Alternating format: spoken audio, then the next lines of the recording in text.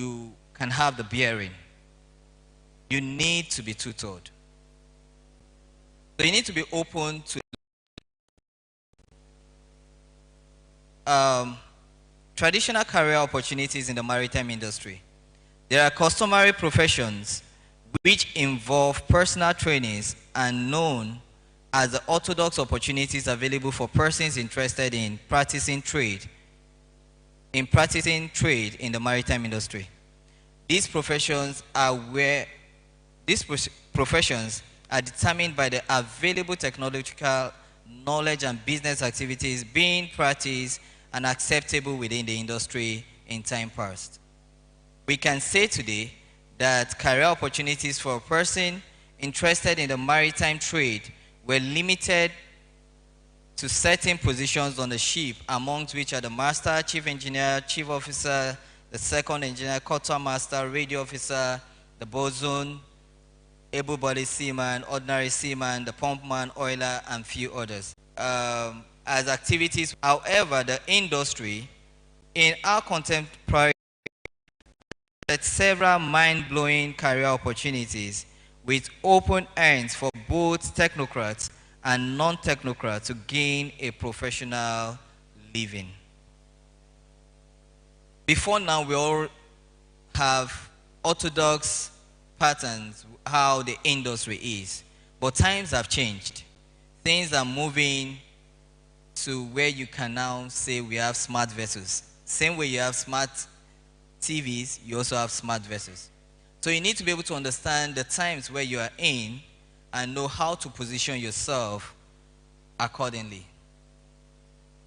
Imagine opportunities, reasons, and seasons, the birth of regulations and conventions. One thing that is so critical in the maritime industry are regulations and what? Conventions. You need to be able to understand what are the required regulation in the industry. It cuts across to every section of the industry, both those in the institutions. Even as a lecturer, you need to be able to prepare yourself in order to be suitable for a particular convention requirement. Years back, you graduate from Maritime Academy, you go on board as a cadet, you only need your mandatories and maybe medicals and yellow card or whatever. But today, you can not go on board a vessel if you do not have that. Do you know that? Okay, I'm actually talking to the cadets. Do you know that you need to do a ISPS course? Okay.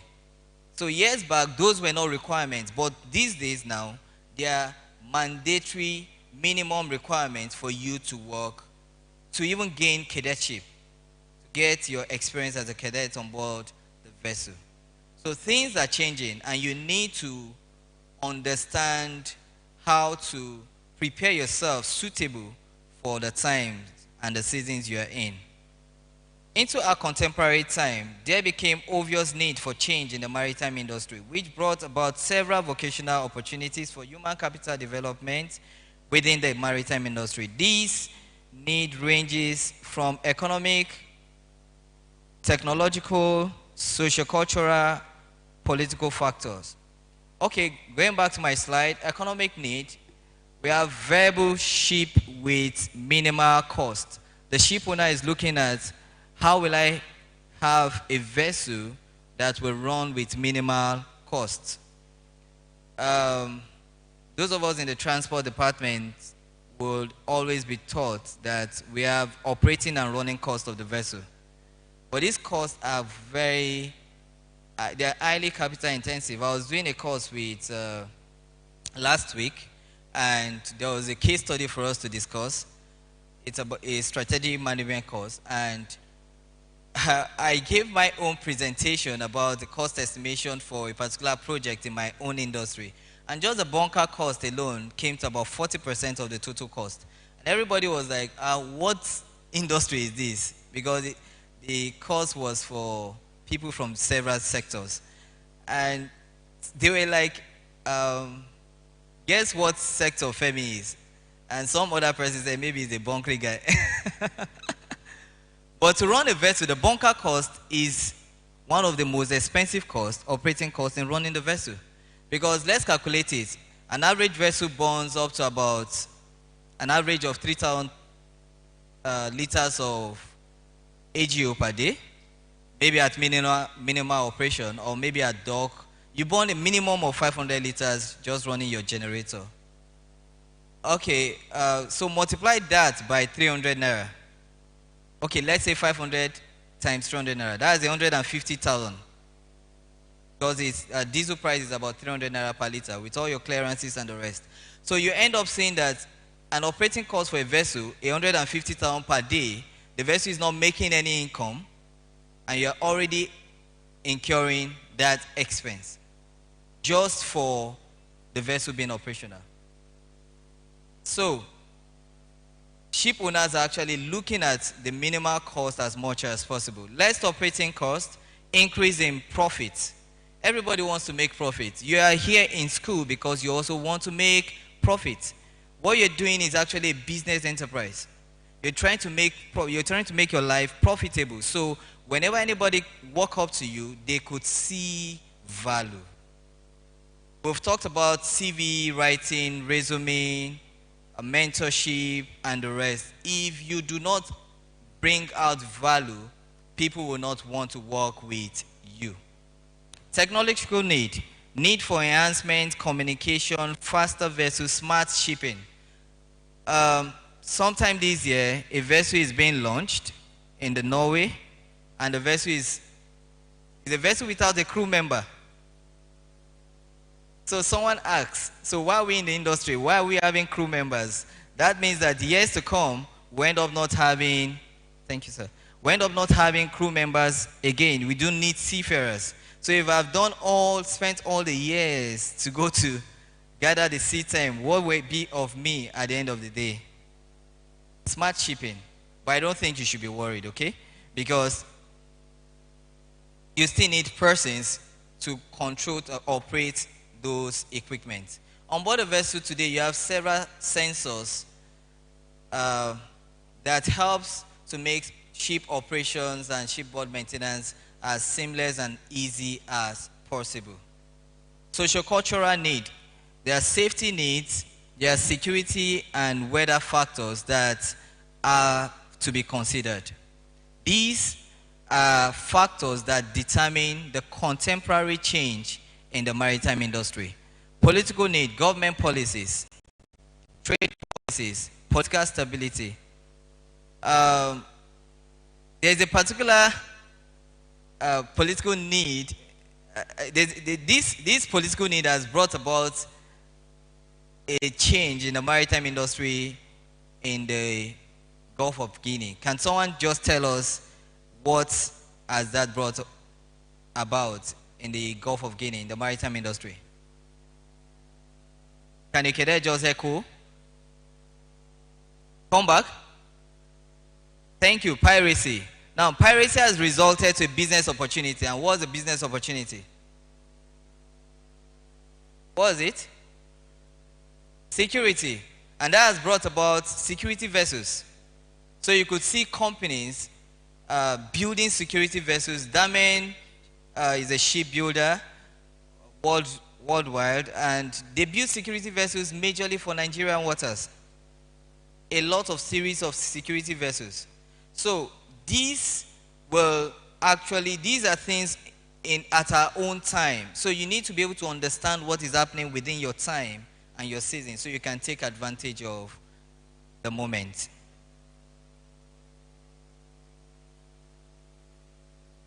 The maritime industry involves several high risks and hazardous tasks, which are closely regulated by the International Maritime Organization through conventions and protocols.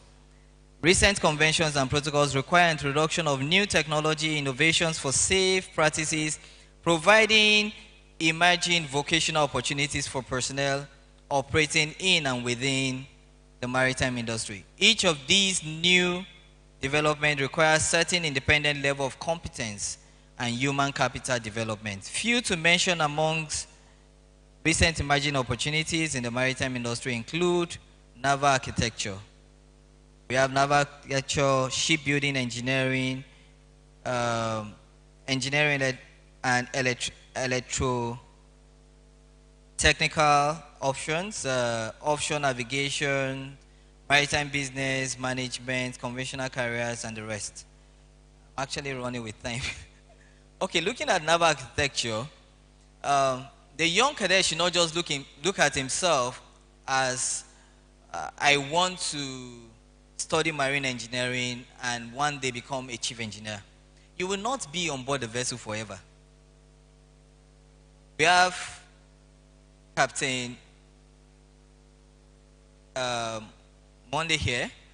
He's going to be speaking to us soon. And he's not sailing as a captain currently. Actively sailing. He's not actively sailing as a captain. He's not going offshore, spending years, months, and the rest. He has moved, is migrating from that career path to another path. What I'm just trying to let you understand is that your end goal should not be that I want to be a chief engineer. But after you become a chief engineer, what next? Because that will actually make you understand that if it takes you 10 years to be a chief engineer, then it should take you a certain number of years to become that which you want to be in your life. Opportunities actually become opportunities when you're prepared. And you can only be prepared when you're conscious of the steps you need to take towards gaining those preparations. Shipbuilding engineering, in Nigeria today, we do not have, let's say a vessel is having an ingress of water. One of the vessels in my fleet was having an ingress of water from the propeller shaft. And the vessel owner was scared, but we have a technocrat in my company said it's not a problem. You could actually bring out the liner of the shaft and put in because for there to be leakage of water, it means that your seals are already bad. So you bring out your liner, put in a split seals, and it's something you can do within 30 minutes, box it back, and the ingress of water had stopped. But this will have caused the ship owner to have taken the vessel to dock, while the vessel is not within its anniversary period to go to dock. And to take a vessel to dock, you spend a minimum of $50,000. So a ship owner is looking at who can actually be smart, who can deliver better services to me. But because we have a mechanical engineer in my company who had worked in a shipyard and has trained himself, I use the word mechanical engineer, not a marine engineer. So unfortunately, we look at, I just want to be a marine engineer. There are several opportunities and other things you can become apart from working in the path of the traditional maritime career progression. And we did that operation within 2 hours. The vessel went back to operation. The vessel was afloat, boxed back the propeller, and the leakage stopped. So you have to be a problem solver. You need to understand technologies. You need to know what it takes to build a vessel. You need to understand what aspects you can be proficient in. You need to be an asset to yourself and also to your industry. Economic benefits of the maritime industry and need for emerging opportunities as a drive towards achieving contemporary business strategies. According to Ban K of 2016, everybody in the world benefits from shipping, yet few people realize it. We ship food, technology, medicines, and memories. As world's population continues to grow, particularly in developing countries, low-cost and efficient maritime transport as an essential role to play in growth and sustainable development. Due to several economic downturns as a result of recent global crises, there is a need for careful cost optimization as a prevailing determinant, which makes investors and maritime business experts much cheaper. and cost optimize opportunities in maximizing safe means of maximum profit. Everybody is looking at making maximum profit. The cost of operations is going high. The daily rates on the vessels are reducing. So the return on investment is getting tight. And the ship owner really wants as much money as possible. Let me let you also know that the age of crude oil as a major means of energy supply in the world is phasing out little by little. Hope you all know that. Everybody is going to solar. And that means that within the Gulf of Guinea, there will be less demand for the kind of vessels that we have. So when you have more supply and less demand, what happens? You have lower price. Do you understand? So it means that you go back to the traditional kind of doing things of boarding the ocean-going vessels. So you need to prepare yourself. You need to know the times where you are in. You need to know what you have to do in order to be relevant in your own time. In conclusion, understanding time and seasons as a tool towards maximizing emerging opportunities. It is believed that when you understand times and seasons, you envy no one. Progressing in your career as a maritime professional, understanding time and seasons will require that you carefully understand long and short-term effects of technological, economic, political, and sociocultural factors, and most importantly, conventions and protocols, which should guide your daily and long-term decision in achieving your dream. It should guide your daily decisions.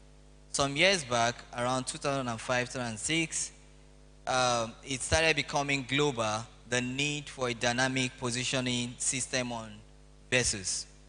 And people that understood the need for that and took advantage of that, of those courses, became advantageous much more than those that were flat-footed and not understanding that there is a new opportunity to earn better living. So you need to be able to network, you need to be able to listen to mentors, you need to be able to interact with your colleagues, to be able to know what are the prevailing activities and requirements in your industry. A tree cannot make a forest. Hope you know that. So if you want to actually make your career to be as robust as possible, you need to put your ears down to get contemporary informations. Where confused, seek professional what? Counsel, and be open to change. It's always said that a crab is always confused. That also. So when you come into the industry, don't take it wrongly if you're confused. Raise your hands up and ask for professional counsel. A man that asks questions will never get what? Missing. So ask for counsels. Don't feel that you know it all. Ask for professional counsel and be open to change. Be open to change. If you can solve a problem, then people will look up to you. Mr. Dunya, who was my project supervisor, will always teach us in research method that a project is what? What is a project? Looking for a solution for an existing what? Problem. So if you're a solution to an existing problem at your own time and your season, then those events that come through becomes an opportunity for you, and you could be able to take advantage of them and have a better living for yourself. I'm so sure that I've not confused you, but I've been able to convince you that there's a need for you to understand time and season to achieve a better career for yourself. Thank you. Thank you very much. Thank you very much, Mr. Samuel Oluwafemi. Thank you for sharing your thoughts. Thank you for sharing your experiences. We'd like to move on to the next, and it's going to be the last speaker for today.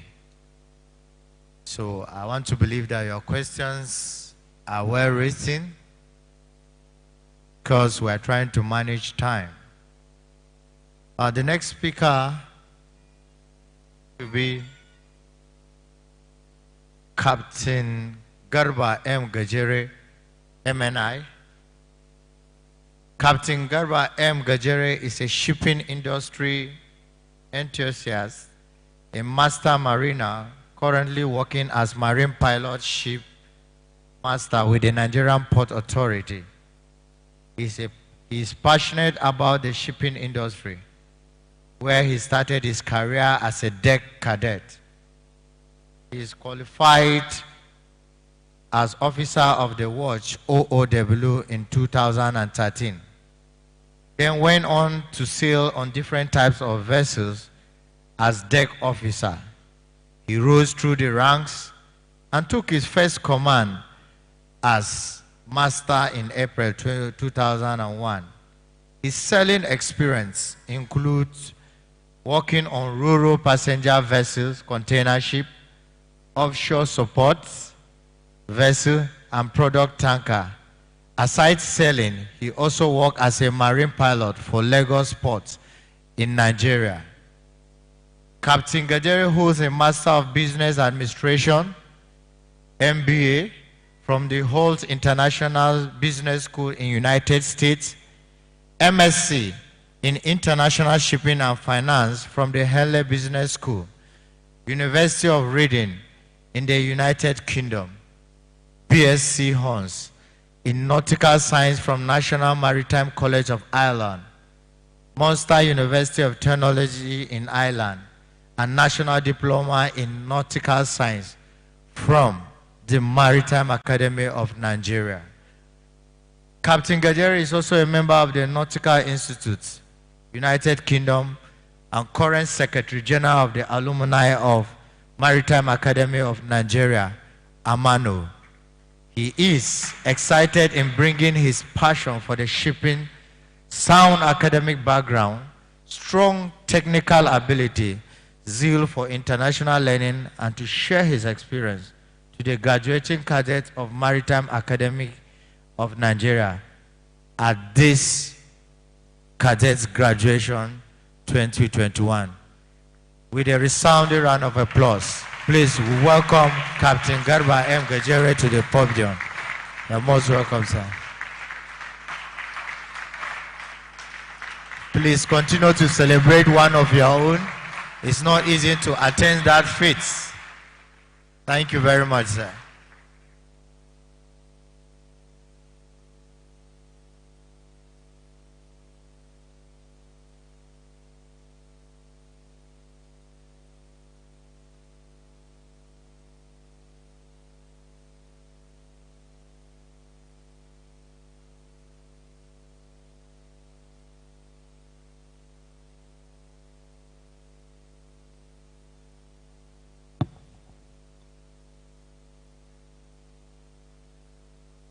Wow.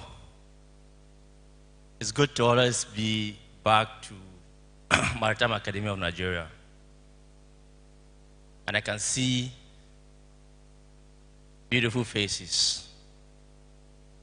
I would like to use this opportunity to thank the management for giving Amanu a platform like this to showcase what we have within that umbrella of ex-cadets that have passed through the academy. It's also good to see my lecturers, especially those from the Nautical Science Department. And also, on my right is Captain Alimi. And Captain Alimi is so special to us, especially my sets that graduated in 2004. When we left academy in 2004, or let's say a few months, and the next 2005 we are in the hands of Captain Alimi. as trainee pilots. So what I want to share here, or what we've shared so far about mentorship, about having a big brother, about when you are stepping out of the academy, what next? We were confused, but with the likes of Captain Alimi in the industry, we are put on the right path, and today we can celebrate him as one of the people that invested in our life. Thank you very much. I'm not here to deliver a paper. I'm here to do some marketing job. And what I will talk is relates to the alumni of Maritime Academy, known as Amano. Amano is a body of all the people that have passed through the Maritime Academy. And before I can go further, this slide is just to guide my discussion. I will do some little introduction of the Amano itself. I will set out to explain our objectives. Thereafter, I will go to break down the categories of members that we have. And then we'll talk about the chapters. And then we have contact details that we can share with you so that whenever you need Amano, you have it handy in your hands and you know who to call. And then we also discuss some committees that we have within the Amano structure. And then lastly, I will share a picture of the National Executive Council of Amano itself. So straight away, I will want to invite or welcome all the graduates to Amano. We spent few years, some 2 years, some spent 4 years in the academy. And you are stepping out of the academy, and we in the Amano, we are ready to welcome you and pull you back to the same academy that you are graduating from. So you are actually graduating, but you are back to academy itself in another structure. So as an active stakeholder in the industry, the alumni take to proactively seek and foster bipartisan relationship within the academy itself and the practitioner. So what happens is, if you step outside this academy, you automatically become a practitioner. A cadet is a practitioner. So you are taking giant step into another level of responsibility.